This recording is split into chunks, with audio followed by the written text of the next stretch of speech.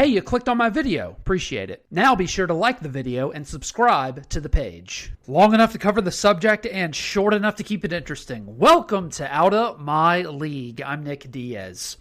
It never ceases to amaze me. We all love ourselves more than other people, but we care more about their opinion than our own. Marcus Aurelius, the dude from Gladiator, he said that. Except he actually said that in real life, not the movie. LSU has been picked to finish 5th in the SEC West. 5th. Alabama was picked 1st. Texas A&M was picked 2nd. Arkansas was picked 3rd. Ole Miss 4th. LSU 5th. Followed by Mississippi State 6th and Auburn dead last. Since 1992, when the SEC went to divisions, the SEC media polls in the preseason have only predicted the correct SEC champion 9 times. 9 times. Not the second place finish of each division, just the SEC champion 9 times. By the way, Bama was picked to win the SEC. Shocker, I'm sure. They have never correctly predicted the rankings of each division ever. Ever. Just like I said back in December and in January, with the dancing videos, with the accent jokes, with the hit pieces by national media members on Brian Kelly, on ESPN, and God knows everywhere else, I kept on telling you over and over again, back in February, January, and December, none of that matters. None of it. You love your LSU Tigers more than any team in the world, but it will never cease to amaze me that y'all care more about what outsiders who don't cover the team day to day think of your LSU Tigers. If a Kentucky, media member went up to you and said, "Hey, Dylan Cruz is the worst center fielder in all of the SEC," who amongst you would give a shit? Who amongst you would lose any sleep over that? Whoop-de-doo. Like, Vanderbilt got more SEC championship votes than LSU did. One douchebag voted Vandy to win the SEC. I heard several people say Florida has no talent or depth at defensive line or offensive line, but they're picking Florida to have a better season than LSU simply because, well, I actually know who their starting quarterback will be, so why not? Great in-depth analysis. Maybe Florida does. Maybe LSU does. Hell, maybe Mississippi State does. I'm actually high on Mississippi State this year. But the point is, the people living inside the house know a lot more than those looking through the front porch window. None of it matters. Just go out and play the game. Now, not that this totally matters either, but I do think Brian Kelly is smiling ear to ear today.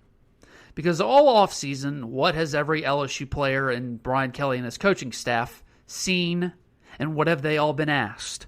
What do you think of Brian Kelly's dance video? What do you make fun of the accent? People making fun of them and their new coach. Social media jokes after negative social media joke, one after the other. You turn on ESPN and you hear people trashing Brian Kelly's character, saying, well, he's just a straight up horrible person. You look at Las Vegas, where many of them have LSU with 6.5 wins. I mean, just nonstop hate. And then the SEC media, which doesn't matter, voting 5th place. I gotta say, I think Brian Kelly loves this right now.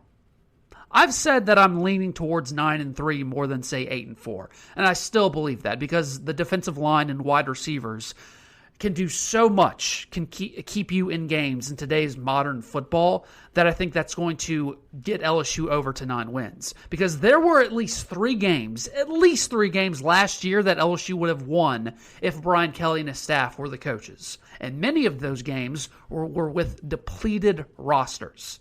Now, does that mean that LSU finishes with the second best record in the SEC West? No. Could be 3rd best, but LSU will not finish 5th in the West this year.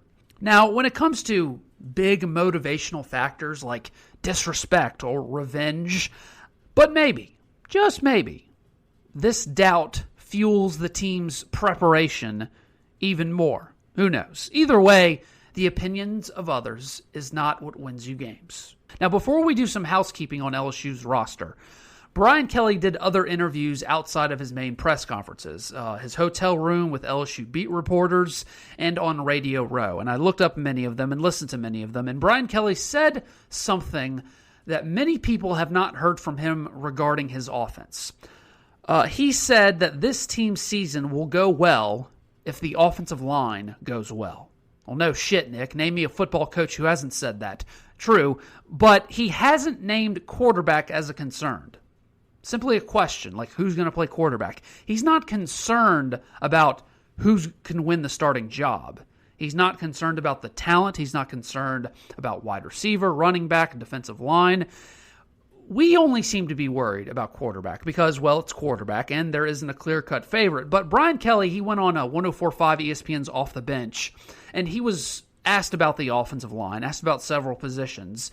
He said the offensive line is still very much the biggest work in progress on the team, but the two key guys that are coming back for the fall camp are Anthony Bradford and potentially the starting center, Garrett Dellinger. Both will be back after being out for spring practice due to an injury. Now, this lets me know nothing on the offensive line is set in stone yet. It's a good thing, but it's still a huge question mark that nobody can really answer. Now, speaking of depth on the team, linebacker took a hit. Philip Webb and Antoine Sampa are no longer on the LSU team as of a couple days ago. They were not kicked off. They were not academic reasons or behavioral reasons. They retired from football for medical reasons. Both guys, Webb and Sampa, were recruited somewhat very highly, but never fully reached their potential as players. So they were never going to see playing time. But this now adds more questions of depth to the linebacker room. Now, the good news is you're not playing a traditional 3-4 or 4-3 defense. This defense only uses two linebackers at the same time, and they will probably be Mike Jones Jr. and Greg Penn, with Micah Baskerville as the key rotation guy. And it's pretty well thought that the two highly touted freshmen, Harold Perkins and Demario Tolan, will be right behind them, and then you have several transfers who are basically there as special teams players and camp bodies. But, once again, you're cutting it short with another position group, and it's not even about a contribution on the field. It's really just about able camp bodies, which is still important for this team to stay healthy. Now, thank God it's not cornerback, because you can't afford even one more loss there, at least not right now, but still, it's something to keep an eye on. Lastly, though, and this was probably the biggest topic that I wanted to address today, the NCAA is proposing a new rule, which will likely be passed. So you know the one-time transfer rule, where there is just a time slot on when you can transfer that one time free of charge?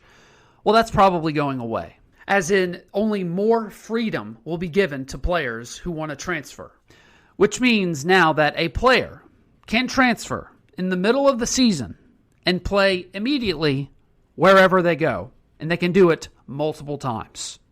So in other words, if LSU's starting defensive lineman decided, I want to transfer to Mississippi State, he can transfer to Mississippi State on a Monday and be playing against LSU 5 days later in Tiger Stadium on a Saturday. Call it what you will, agree with it or disagree with it, but that's just where we're headed. Now, why do I bring this up?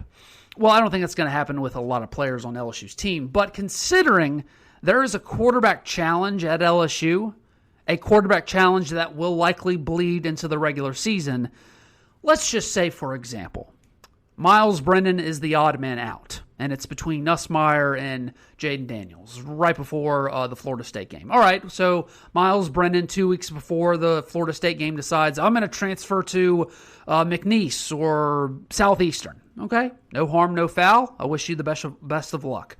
But then, it's a two-quarterback system between Garrett Nussmeier and Jaden Daniels. Okay, fine. But let's say Jaden Daniels gets the red ass because he's not the starting quarterback full-time, and Garrett Nussmeier's arm talent, which is a lot more gifted than Jaden Daniels, is starting to give Nussmeier the edge 2 or 3 weeks into the season.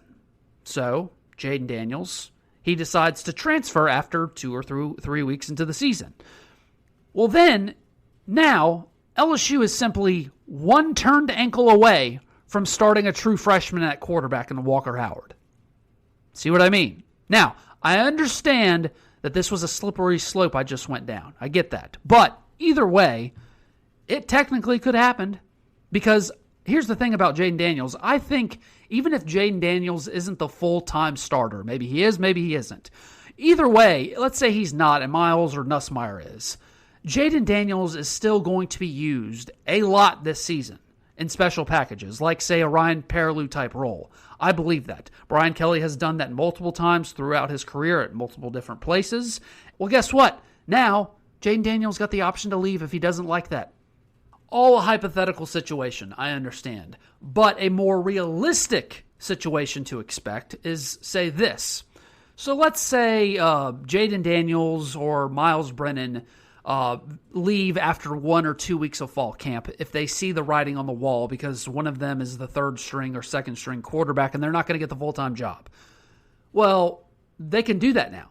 So instead of just waiting all the way till fall camp, divvying up the reps, or divvying up the reps all the way to the Florida State game, instead, this quarterback problem that Brian Kelly has to deal with could simply take care of itself. Thanks for listening to Out of My League. If you like what you heard, be sure to like, share, and subscribe. Or follow me on Twitter, Facebook, Instagram, and TikTok in the description link below.